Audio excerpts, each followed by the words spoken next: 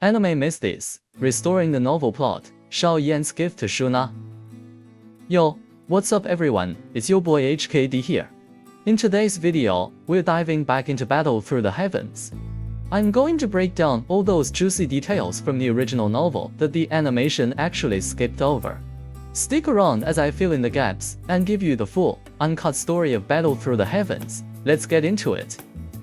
In the last video, we saw Xiao Yan officially become Yao Luo's disciple. Today, we're picking up the story with Xiao Yan and Xiao Xun'er hitting the market to buy ingredients for the foundation building elixir. In the original novel, the part where the Sha clan's marketplace starts losing foot traffic actually happens much later in the story. By then, Xiao Yan had already recovered his strength and reached Doju level. To speed up the plot, the animation writers brought out the Jiali clan's alchemist, Liu Shi, way ahead of schedule. But this makes zero sense, because Liu Shi didn't start working with the Jiali clan from the very beginning. The writers cut out the specific reason why, but don't worry, I'll break all of that down in a future video. The animation actually cut out a very important plot point here, but don't worry, I'm going to fill in the gaps for you. Interestingly, the manhwa version of Battle Through the Heavens covers this exact part. Let's take a look.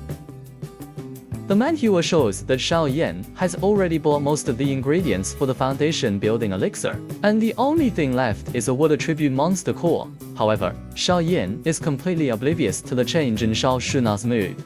Think about it, inviting a girl out for a shopping trip, but then ignoring her to focus on your own errands. That's definitely not a gentlemanly move. While Xiao Yan was rushing off all excited to check other shops for a water tribute monster core, Xiao Xun'er was actually getting a bit annoyed. She started grumbling under her breath, complaining about how Xiao Yan had invited her out only to just ditch her like that. Actually, this part in the manhwa was added by the writers themselves. In the original novel, Xiao Yan actually spends a good amount of time hanging out with Xiao Xun'er before heading off to buy the ingredients for the foundation building elixir. The animation stayed pretty true to the novel here, but I have to say, the manhwa version is also pretty fun to watch. Since Xiao Yan was off searching other shops for a water tribute monster core, Xiao Xun'er ended up wandering the streets by herself. While she was walking, she got drawn to one particular bracelet. The elderly lady running the store said it was only 5 silver coins. Xiao Xun'er was just about to buy it when she suddenly remembered she'd already lent all her money to Xiao Yan. Xiao Xun'er had no choice but to make an excuse, saying she'd forgotten her money. Meanwhile, Xiao Yan was busy haggling with a vendor, completely oblivious to his ungentlemanly move of ditching Xiao Xun'er. As a result, Xiao Xun'er was genuinely getting upset because he just left her there like that. Actually, this entire part was just added by the manhwa writers. In the original novel, Xiao Xun'er didn't get angry at all. The novel depicts her as being much more understanding and composed, so this little tantrum is strictly a manhwa-only thing. Xiao Yan laughed at himself, wondering if his luck was just that bad since he still couldn't find the water tribute monster core. Still feeling a bit upset about being left behind, Xiao Xun'er replied somewhat pettily, "Yeah, maybe it is." At this point, Xiao Yan finally realized that Xiao Xun'er was a bit upset. He asked her, "Who made you so mad?" Xiao Xun'er snapped back, saying nobody made her mad, and told him to go buy his ingredients alone while she went off to shop by herself. But her actions made it crystal clear Xiao Yan was the one who messed up. He finally caught on and realized he was the reason she was angry. Actually, this entire part in the manhwa was just added by the writers. In the original novel, the real reason Xiao Yan and Xiao Xun'er split up was simply because Xiao Yan was busy hunting for a water tribute monster core. Xiao Xun'er started feeling a bit bored, and that's when she got drawn to one particular bracelet that caught her eye. It wasn't about being angry at all, she just found something she liked. Xiao Xun'er started thinking that the water tribute monster core was way more important to Xiao Yan. She felt that getting upset over such a small thing made her seem a bit petty. Just like that, she brushed it off and decided to head back to help Xiao Yan find the one thing he really needed, the water tribute monster core. Actually, this entire sequence in the manhwa was added by the writers. In the original novel, Xiao Xun'er was just about to leave the bracelet store since she didn't have any cash on her. She was planning to head back and help Xiao Yan search for that water tribute monster core. But that's exactly when she ran into the scene shown in the image below. The manhua version really plays up how arrogant and overbearing Jia Liao is here, but this part actually wasn't in the original novel at all. The writers added this scene just to show how much of a bully he can be. In the manhua version, Jia Liao puts on a fake act and pretends to apologize to the bystanders. But his whole vibe shifts the second he spots Xiao Xun'er in the crowd. At this point, Jia Liao tries to strike up a conversation with Xiao Xun'er, but she just gives him the cold shoulder and asks, "Is there something you need?" Jia Liao acts all hurt and tells her she shouldn't be so distant. After getting shot down by Xiao Xun'er, Jia Liao doesn't give up. Instead, he pulls out one incredibly beautiful bracelet and offers it to her as a gift. He even shows it off, bragging that this one bracelet is actually embedded with the water tribute monster core. Jia Liao tells Xiao Xun'er not to turn him down, saying it would be super embarrassing for him to lose face in front of his subordinates. Xiao Xun'er is stuck in a tough spot. She knows Xiao Yan is desperately looking for a water tribute monster core, but she absolutely despises Jia Liao. Plus, she knows for a fact that if Xiao Yan finds out she accepted a gift from this guy, he'll definitely give her a piece of his mind. Because of all this, she's really torn about whether or not to take the one bracelet. In her head, Xiao Xun'er was actually planning to take the one bracelet just for Xiao Yan's sake. Her plan was to rip out the monster core and then just stitch the rest of the bracelet as soon as Jia Liao wasn't looking. But just as she was reaching out to accept it, Xiao Yan suddenly grabbed her wrist and shut the whole thing down. The second Xiao Xun'er realized that the one person grabbing her was Xiao Yan, she immediately stopped struggling. Xiao Yan then started lecturing her, saying, "Don't you know what kind of guy this is? Why would you even talk to him?" Xiao Yan tells Jia Liao to put the bracelet away and stay the hell away from Xiao Xun'er. Jia Liao tries to act cool, saying that since they're both from big families, giving a gift is totally normal, and that Xiao Yan is just being a busybody by interfering. Xiao Yan doesn't buy it at all and snaps back, saying that everyone knows exactly what kind of shady game Jia Liao is trying to play with Xiao Xun'er. Jia Liao tries to talk his way out of it, claiming he only gave the bracelet to make Xiao Xun'er look even more beautiful. Xiao Yan shuts him down, telling him that's none of his business. Then, Xiao Yan pulls out any bracelet of his own and says to Xiao Xun'er, "You want a bracelet? I've got one right here for you." Xiao Xun'er was shocked to see that the one bracelet Xiao Yan pulled out was the exact same one she'd given up on earlier because she was broke. Xiao Yan told her to take it, but when Jia Liao saw that it was just a cheap piece of junk from a street stall, he couldn't help but burst out laughing. He started mocking Xiao Yan, saying that his bracelet was only worth a few silver coins, and that a single tiny piece of his own bracelet was worth more than Xiao Yan's entire gift.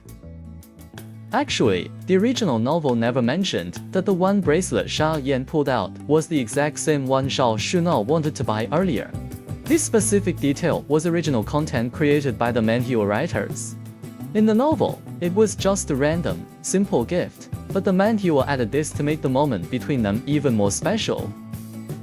Jia Liao kept buttering up Xiao Xun'er, claiming that only a high-end bracelet like his could match her beauty.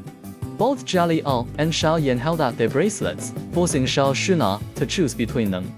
Jia Liao even mocked Xiao Yan, telling him he shouldn't even try to pick up girls if he's totally broke.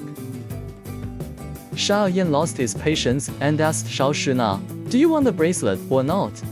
If not, I'm just gonna throw it away." Xiao Xun'er, who had been dazing out, was suddenly snapped back to reality. Without a single second of hesitation, she snatched the one bracelet from his hand and said with a big smile, "Of course I want it." Jia Liao was absolutely fuming when he saw Xiao Xun'er choose the cheap street stall gift over his.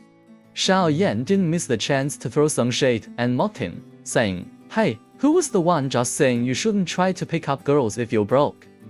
In the original novel, Xiao Xun'er actually snatched the bracelet from Xiao Yan's hand almost subconsciously. You see, ever since his cultivation dropped to 3-star Doji Chi, Xiao Yan had pretty much shut everyone out. He was acting cold to everyone, even the two people closest to him, his father and Xiao Xun'er. This was the very first time in 3 years that Xiao Yan had actually given her a gift. So, it's totally normal that Xiao Xun'er lost her cool and got so emotional. Xiao Xun'er put the bracelet on her wrist and thanked Xiao Yan with a huge smile.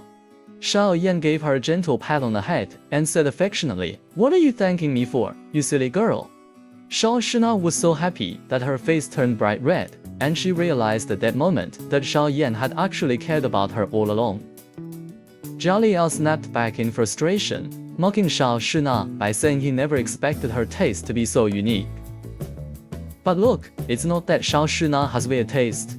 It's because that one bracelet was a gift from the person she actually loves. When it comes from the heart, the price tag doesn't even matter, she is gonna cherish it no matter what. Xiao Yan gives Jia Liao a piece of advice. Xiao Xun'er is not the kind of girl you can win over with just money, so just give it up.